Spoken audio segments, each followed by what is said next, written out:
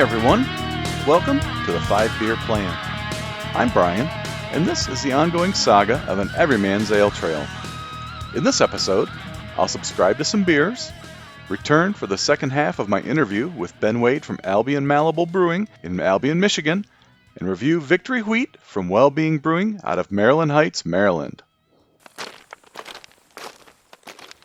In this segment of Tales from the Trail, I'm going to discuss mail-order beer subscriptions. There are quite a number of them to choose from, and I'm embarrassed to say that I don't belong to any of them currently. They have names like Beer of the Month, the Original Craft Beer Club, Beer Drop, Craft Beer Kings, Beer Box, Craft Shack, Halftime Beverage, Tavour, Brewdog, The Brewery. All these have some sort of subscription option associated with them, and there are so many more out there that I'm not aware of. I'm sure of it. Some of them allow you to choose 3, 6, or 12-month subscriptions. There are sometimes choices for styles that you would like in your box. Others let you choose the individual beers you want in your box. There are so many options. Most of them come with tasting notes or some sort of a newsletter for the craft beer nerd in each of us. For some of the monthly boxes, the best deal seems to be the Original Craft Beer Club. You get 12 beers for a little less than $50 a month, which also includes the shipping. This service sends 3 each of 4 different beers from 2 different breweries each month. The same goes for Beer of the Month. Craft Beer Drop sends 2 of each beer. As you know, the end goal of the everyman is to try as many different beers as possible. I do have beer pals that I share with, but honestly, if I'm going to pay the premium for beer shipped to my door, I would be better off just continuing to go to my favorite bottle shop to buy my singles at a premium price. Of the aforementioned subscriptions I noted, I have used Tavour in the past. Hands down, my favorite beer subscription service. Tavour is what got me on the craft beer bandwagon back in 2017. Based in Seattle, Washington, they definitely tend to have a lot more beers than the West Coast for obvious reasons, but being in the Midwest, this was perfect for me. I love the app they have.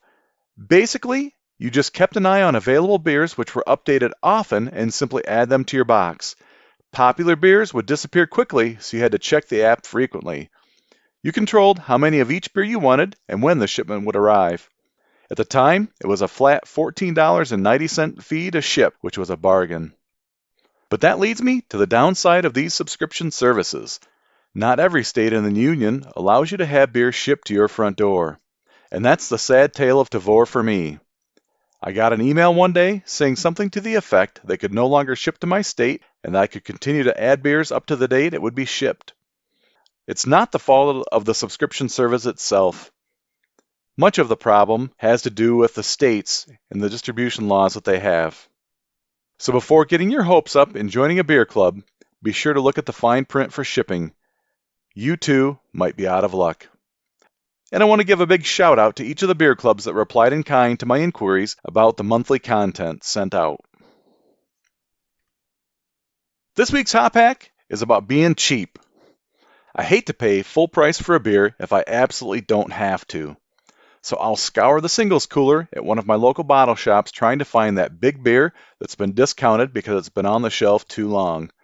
Or I'll wait until after Christmas to buy that Belgian beer gift pack that nobody wanted under their tree for up to half the price.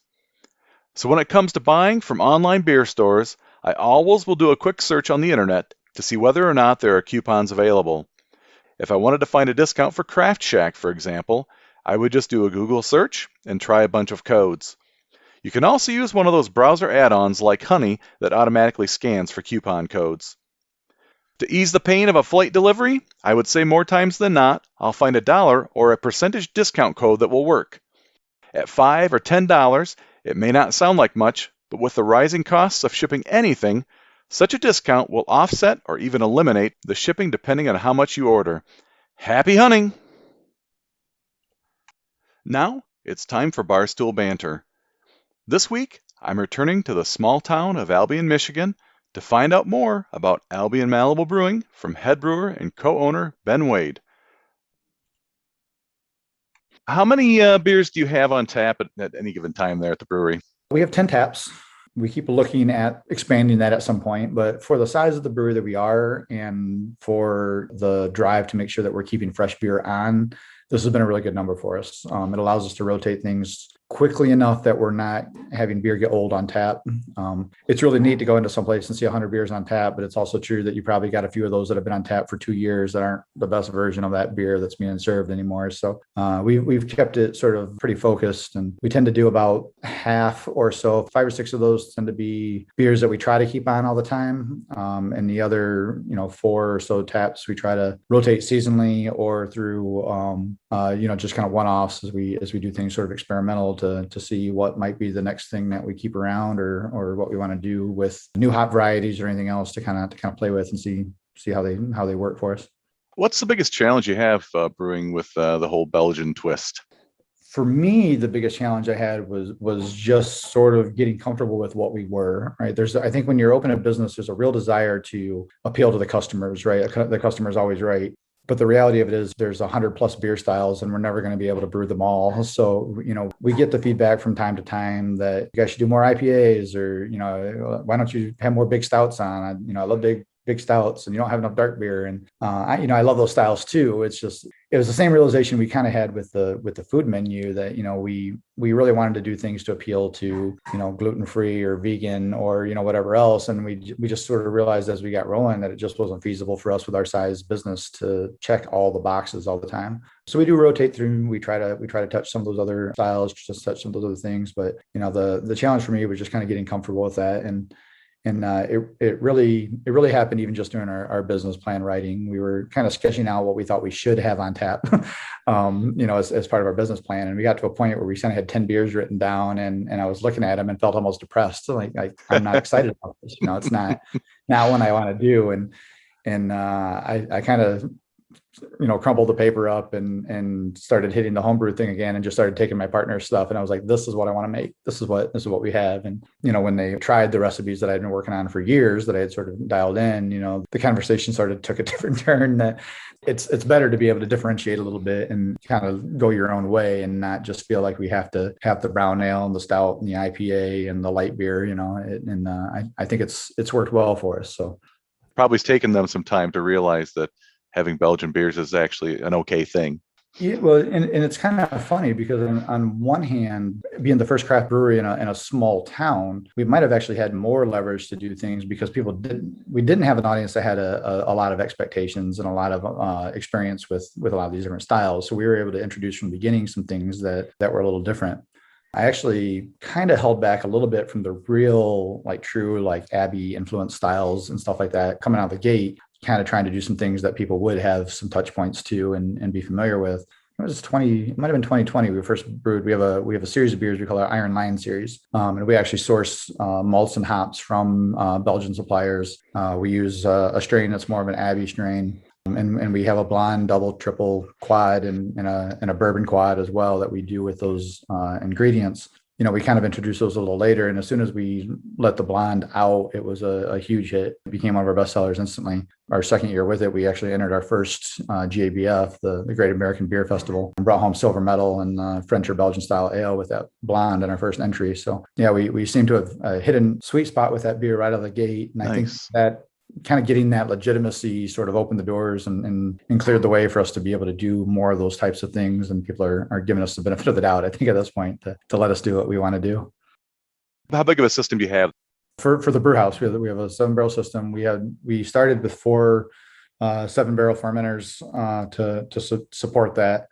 Last year we added 2 15-barrel fermenters as well. So we were able to double batch, in particular, a couple of our faster moving beers we just weren't able to keep up with. And it was kind of a double whammy in that we had introduced a Kolsch that was a huge hit, which is a little outside of our Belgian stuff, but still European, it's a neighbor. But we really wanted a light beer, approachable beer option, especially having really found footing as a restaurant and attracting a lot of food people that weren't necessarily big beer people, having something that was very familiar to them as a 5% ABV yellow beer was important.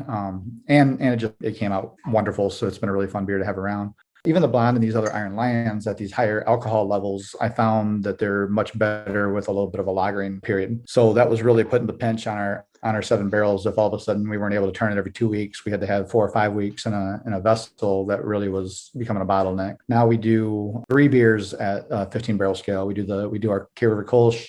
We do the Iron Lion Blonde. And then more recently, we added Sneak Attack Vacation, which is a beer de garde that we did as a special release a while back. It became one of our fastest sellouts. And I was just extremely happy with the beer, and we wanted to keep it around. So we decided to scale it up and keep it on tap. All three of those were ones I had at the brewery there. Great. Amazing. Your Kolsch, the K River Kolsch, is definitely one of the best Kolsches I've had. Had a really unique flavor profile to it. So cheers on that. We use all back to the hops thing. We use all Michigan Copper in that, which is one of the Michigan proprietary hops. It's not grown in Yakima. It's only available here, and it's not a hoppy beer, so there's not a lot of it. But there's to me, I get a very distinct kind of fruit punch note for it. That's subtle, but it definitely comes through in a beer that light. You can pick it up. Yeah. What is your favorite style of beer? Well, again, that's another tricky one. That kind of rotates with it. Honestly, I love the pairings between food and beer. So for me, it's very food dependent on what I like. My overall kind of go-to for a lot of those are saisons. They're very great food beers. There's a lot of range within that style, from strong, dry, crisp beers to easy drinking session beers that really kind of cover a lot of ground. And to me, they're just they're dry, they're crisp, they're refreshing. They're great in the summer, and they're just so good with food that I find myself going back to that style over and over again. Yeah. So I know you brew some saisons there, because I think the which one is it? The vacation one? Is that a saison? Like a technically Proper Villains. Villains. We've had on. That's our dry hop saison. Okay. That one's definitely a little untraditional. We dry hop it with Chinook and Citra, so it has a little bit of a saison IPA mashup kind of going on. Still has the dryness, the sort of spiciness, but we get a very tropical sort of a hop profile off those hops. Sorry. Yeah.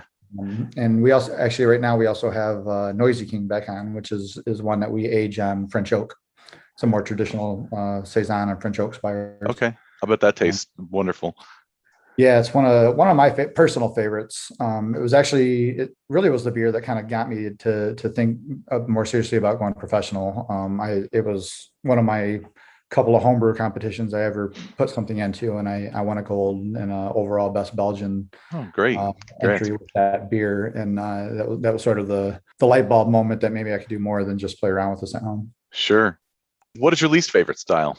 I'm not big into overly fruited or spiced styles. In Belgian brewing tradition, I definitely like some of the sours and fruited sours that have some of that fermented out. But the more recent trends of adding fruit or puree after fermentation, where you have this sort of like sweet adjunct back, I don't know, it doesn't really come across as beer anymore to me, and it really just doesn't resonate with me.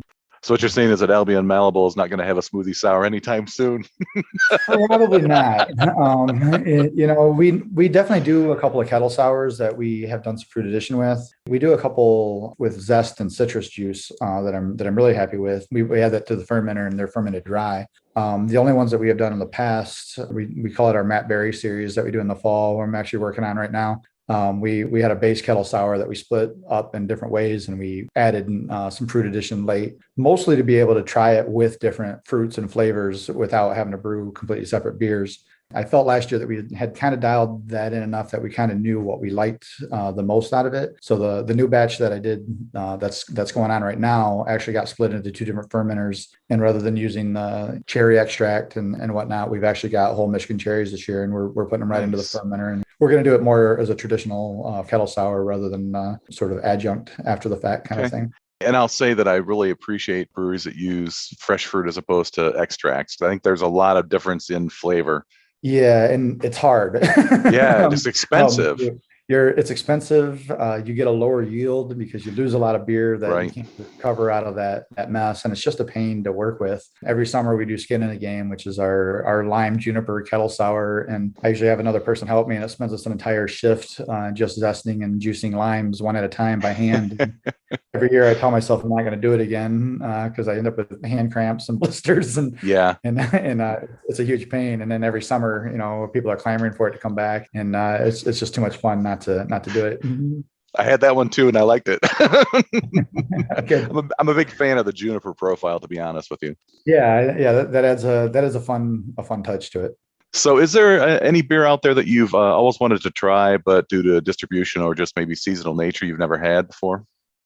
I'm not sure. I think the one nationally that's sort of, a legend at this point is Pliny the Younger by Russian River. That's become fabled. They do a release once a year and people line up for 2 or 3 days in advance to get it. I'd actually read one article recently that says it brings in something like $3 million into the community every year when they Wow. release it, of people traveling in and staying in hotels and restaurants and everything else just for that beer. So it's a pretty incredible story. And I guess I would like to try that at some point just to say that I have. Yeah, same here. Well, I have one last fun question to ask, and it may be an easy one for you. If you were a beer, what style would you be and why? Oh, it's not an easy one. I was kind of chewing on this a little bit, and it's kind of hard to answer. I'd have to stick in the Belgian realm, right? Hmm. So I guess maybe I'd say a Belgian double. Because it's the style I think is it's easy drinking and relatively approachable, not showy, but also I guess kind of complex underneath if you spend some time with it and get to know it. I'd like to think some of that describes me. I would agree with that. So I really appreciate you Okay. spending some time with me, Ben, talking about the Yeah, thanks brewery for and having what me you on. guys are doing out there at Albion Malibel. I look forward maybe at some point to maybe sitting down and having a pint at the bar with you. Yeah, for sure. Hit me up. I'll raise a glass. I will do that. So thanks again, Ben. All right. Thank you. Last call. It's nearly time to wrap things up, but first, one more for the road. This episode, I'm drinking Victory Wheat from Wellbeing Brewing out of Maryland Heights, Maryland. From the brewer, Wellbeing Victory Wheat is the first non-alcoholic craft beer enriched with a full spectrum of all-natural electrolytes, vitamins, protein, antioxidants, and anti-inflammatories. Brewed with a hint of orange zest, this functional NA beer pairs well with anytime fitness activities, post-recovery workouts, last calls, and hot days to replenish hydration and quench thirst. Our crisp NA wheat is only 85 calories, offered in 16-ounce cans and brewed with a hint of orange zest.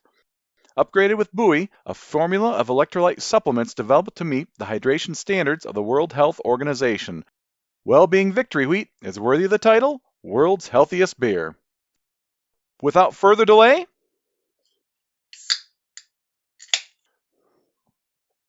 so as I pour this out into one of my favorite Hefeweizen glasses, it's pouring, it looks like a very nice, deep golden color. It's got a thin white head on it, very fine, slightly turbid.